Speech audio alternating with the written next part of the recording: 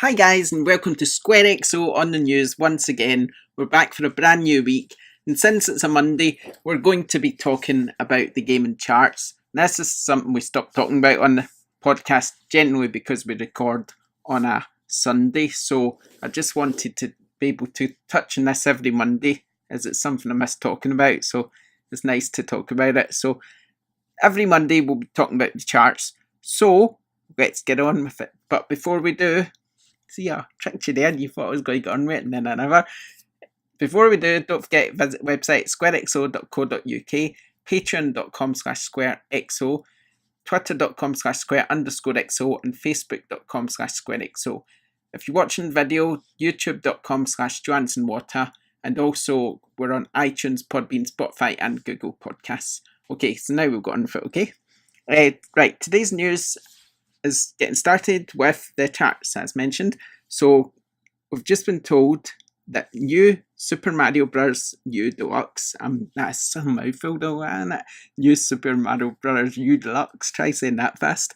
So 25% more box copies during its Nintendo Switch launch week than it did in Wii U. Now this is no surprise really, is it? Because the Wii U, let's face it, was a bit of a flop. I mean, I forgot I had one, to be honest. I think I owned this game on Wii U, and I actually really enjoyed it. But not until I played it on Switch. the Wii U was a bit of a bust, wasn't it, to be fair? And now it seems that all these games that Nintendo released on the Wii U are starting to make their way over to the Switch, where you can't blame them because they spent all this money on these games. They never really done it, and there's some cracking games on the Wii U that no one's ever played. So I mean, get them on the Switch, let people play them, and let Nintendo get some of their money back. I just hope that they do start to release new IPs, more and more new IPs though, because the Switch is doing so well that it really deserves them. And what was the word I was looking for? It really, maybe it'll come back to me. I think my point is that the Switch just needs these games, brand new games, IP, for all. I don't know how many units it's sold now, the Switch, I can't not on the top of my head, but I think we really need to start seeing new IPs that aren't Mario and things like that. They do have that town one, so hopefully that will come soon. But we don't really know what about it, do we? But I'm sure that'll happen. Anyway, instead of rambling on about that, as I say, the Switch sold 25% more box copies than it did on Wii U, so no surprise. It's also the number one game in the charts this week. It sold more than Mario Tennis during its launch week, but less than Smash and Mario Kart. But digital sales are not counted here, obviously, because this is the retail charts. I'm sure it's done very well digitally as well. Right, so the charts are New Super Mario Bros. U Deluxe, I managed to say fairly fast, at number 1. FIFA 19 at number 2. Rootin' Tootin' Cowboy Shootin' 2 at number 3. I've never heard of that game. Now I'm curious about it. Rootin' Tootin' Cowboy Shootin' 2. What's that? And why is it at number 3 in Nintendo's retail? Now that, is it a Nintendo game? Maybe it's not a Nintendo game. I don't know. Google that one, everyone. Let's see what that is. How did it get to number 3? That's just bizarre. Right. I'd need to know what that is now. Blocks is number 4. Surprise, surprise. Hey, I'm reading this chart off of Eurogamer, right? And I realise they've just got me. Because obviously Rootin' Tootin' Cowboy Shootin' number 2 is Red Dead Redemption 2. Eurogamer, you got me. I should have read it off the bloody chart track. Right, that's it. I'm raging now. They've got me. I was reading it off Eurogamer. Yes. I'm not going to live that down, am I? I'm not going to edit that out, by the way. No way. Okay. Call of Duty Black Ops, number 4.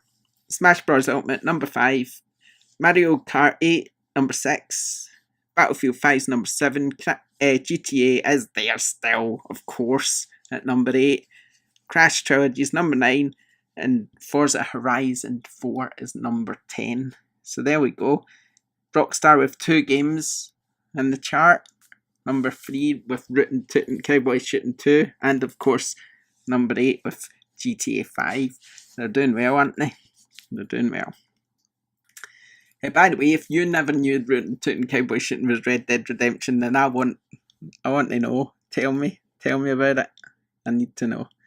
Okay, so yeah, it's good to see the Switch doing well. It's good to see all consoles doing well.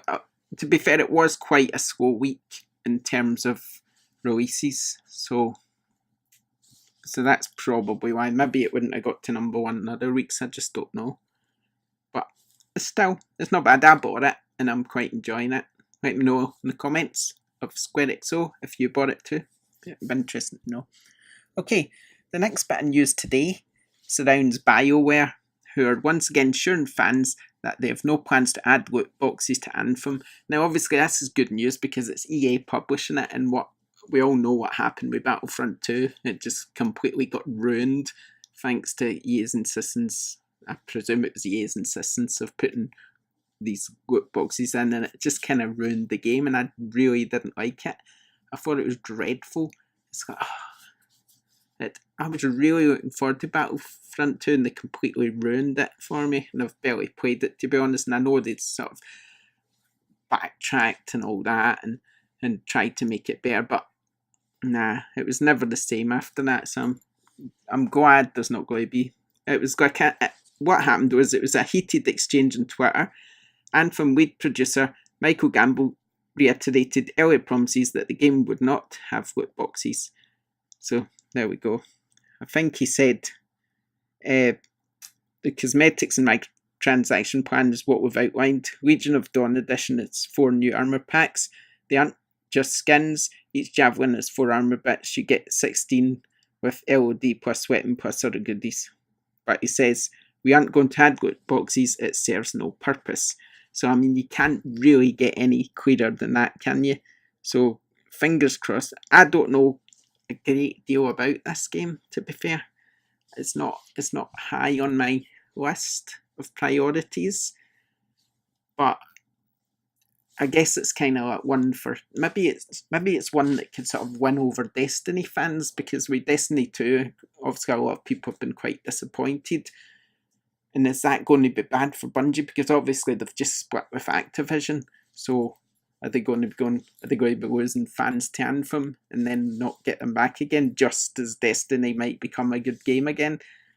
It's a bit of a gamble, isn't it? What do you do? Let me know if you're interested in Anthem. And speaking of which, I put a Twitter poll up on SquareXO, twitter.com/square_XO, just to ask what your most anticipated releases of the next few months are for January and February. I just wanted to know, out of Kingdom Hearts, Resident Evil 2, Anthem, and Metro Exodus, what the most sort of anticipated games were. And the results, quite interesting. We've got 100 votes just about. They're changing in front of my eyes as I speak. Kingdom Hearts currently sits on 29%. Metro Exodus currently sits on 13%. Anthem's on 14%. And by far and away the winner, congratulations, is Resident Evil 2 on 44%. So that's pretty impressive. I did also ask if none of the games you're interested in the next 2 months are on the list, then let me know. So we do have some comments here from at 11122X. He says Ace Combat 7 Skies Unknown. Again, this is a VR one, but also it works out of VR as well. But I imagine that's quite anticipated by some. Axios Live, he says it's difficult to pick between Resident Evil 2 and Kingdom Hearts 3. Days Gone is up there from 2. Although I never asked for after February, but I'll do that. I'll get down to that. What else we got here? Someone else saying Ace Combat 7. And someone saying Crackdown as well, which, if memory serves me right, is out in March, but I'm not 100% sure. So yeah, let us know at twitter.com/square_XO what games you're anticipating. Maybe even have a vote in the poll as well. Okay, so that's today's news. We've done it. SquareXO on the news. Back for a Monday. We'll be back again tomorrow and all the other days of the week too. So I hope you're enjoying this show. I know sometimes I can ramble on a bit, but hey, it's because I like the news so much. And I can't believe I've been caught by rootin' tootin' shooting or whatever it was called. I'm so gutted I got caught. Oh well, never mind. Thanks for joining us. We'll see you next time. Bye.